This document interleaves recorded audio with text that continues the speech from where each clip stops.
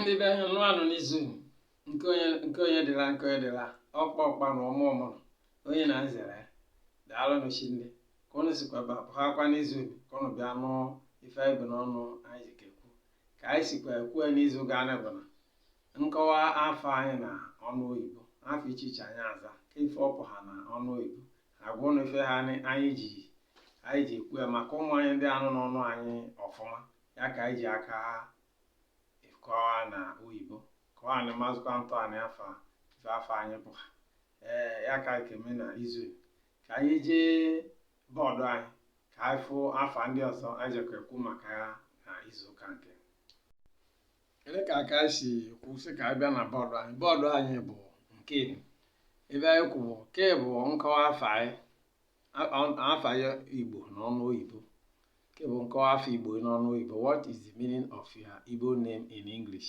Ya ka anyị kwu n'izu gara ya ka anyị chọkwa ikwu na izu ka anyị wee mụhawanye ọtụtụ afa na ndị anyị ama na mbụ ka anyị sikwa ekwu n'izu gara sị na onwe ife ụfọdụ ọ bụ na ya emetụghị n'obi tupu egwuo afọ ọbụla nke bụ ife efu emetụghị n'obi tupu ekpọ mmadụ afa tupu esere m onye nna ya bụ Udene ka ọ bụ ya bụ Okonkwo ka ọ bụ ya bụ Chukwuebuka ka ọ bụ afọ adịsị iche iche ha onwe ife metụrụ mmadụ n'obi o ji agwụ ife ndị a.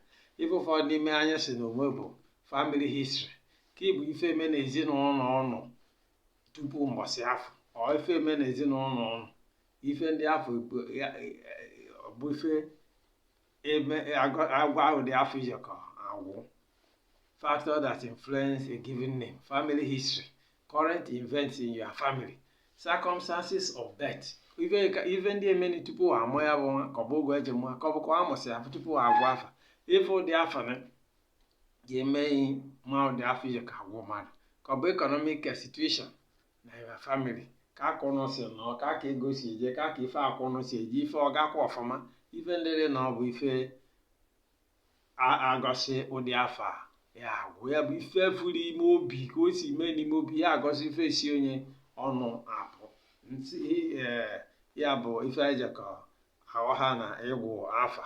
Nke ọzọ bụ asị na ọtụtụ n'ime afa ndị be anyị na mkpirikpi afa mkpirikpi ka anyị aza ma afa mkpirikpi efe anyị aza anyị ekwe anyị ama ife bụ omimi afa anyị aza dịka ka onye na be anyị sị na Onyeka bụ mkpirikpi afa Onyeka Chukwu. Ọtụtụ afa ndị rịrịọ anyị azarị anyị ebele n'ihu ka ọ bụ anyị ebele n'azụ ọ ekwe ntọala afa ndị afọ apụ ha. Nke ọzọ bụ ka anyị sikwa kwụsị ka anyị ka ya akpọ dunkwu bụ mkpirikpi afa mmadụ. onye dunkwu Chukwu dunkwu ụdị iferesịrịa ya bụ afọ azụ oke.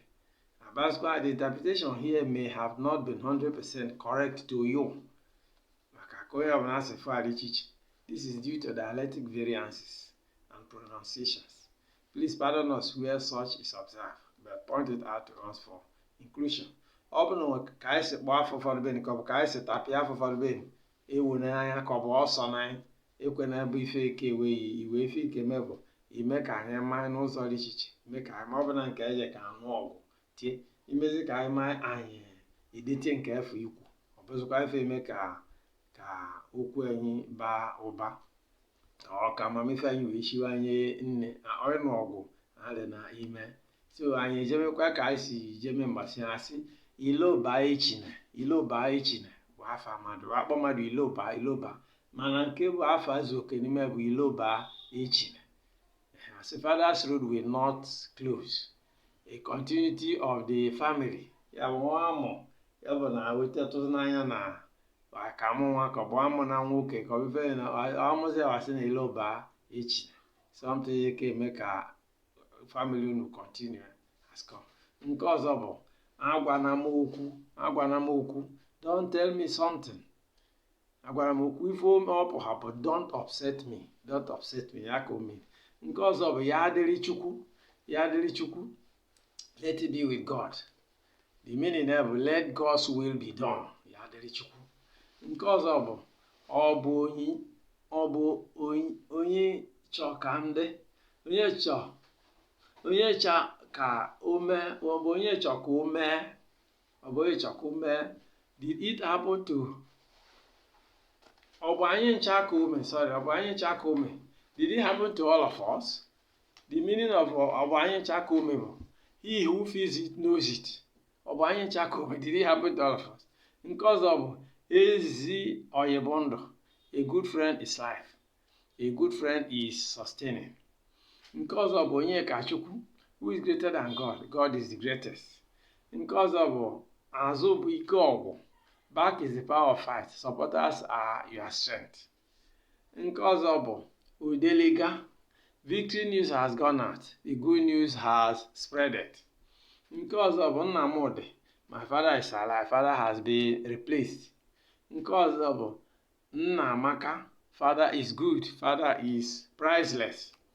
Because of Nnamaka, mother is very good. Because her mother is priceless. Because of Onye-Ogari-Budike, the lucky one is the hero. Whoever wins is the hero. Because of Nwabuife, child is something, a child is good. Because of Nwabuife, child from same mother is good. A mother's blood relation is better. Because of Ndobuisi, life is important. Say choose life. Nwabuako, child is worth. A child is preferred. Onye se ka anyị dị, if you want us to be, I am ready for anyhow you want to relate to me. I'm ready for anyhow you want to relate to me.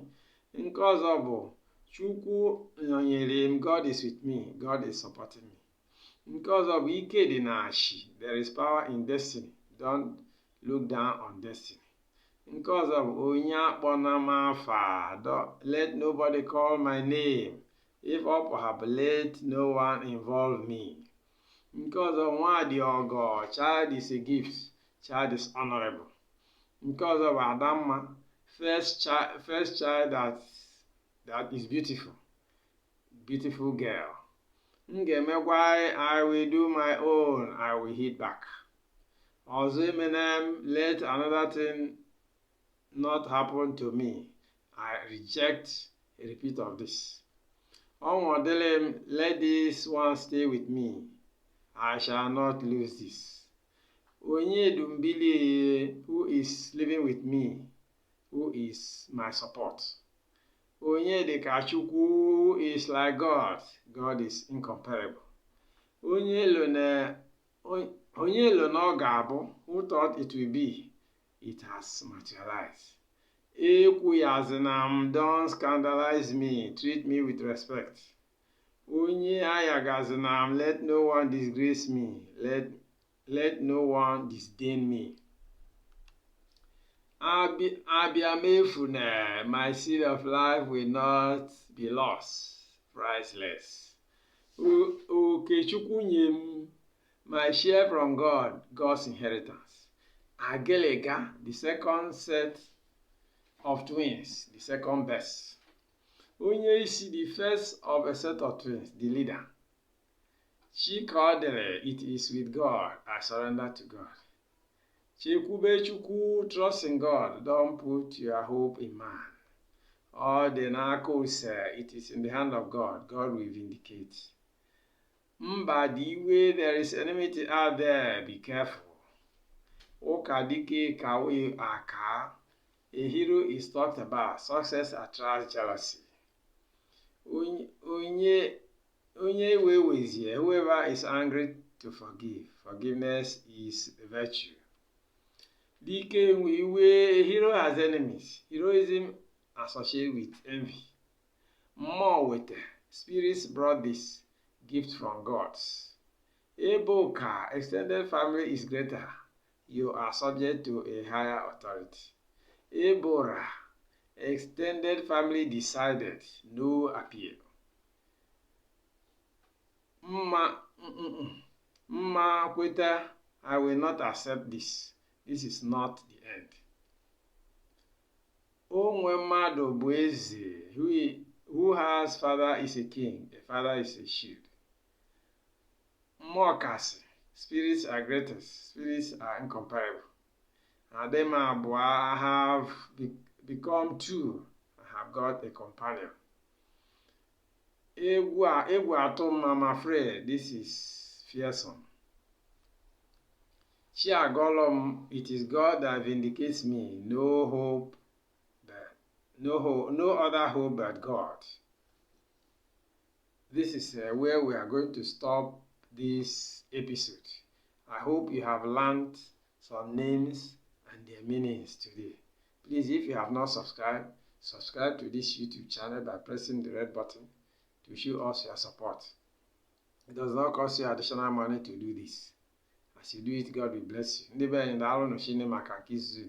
Afọ ndị anyị mụta oyi na ụfọdụ enwere ofetie n'ifolo na ife ndị ma mbụ nke ya ama na mbụ nke ịmasịkwa mgbe o wee kpọọ ihe sikwa ọzọ na uche. Biko bitenụ anyị aka ka o wee gosi na ụnụ akwado ife na ya eme. Chukwu gọzie na onye na nke onye na nke.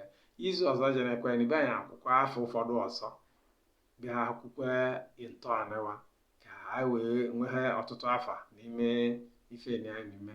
Daalụ n'Chineke, Chukwu gọzie unu.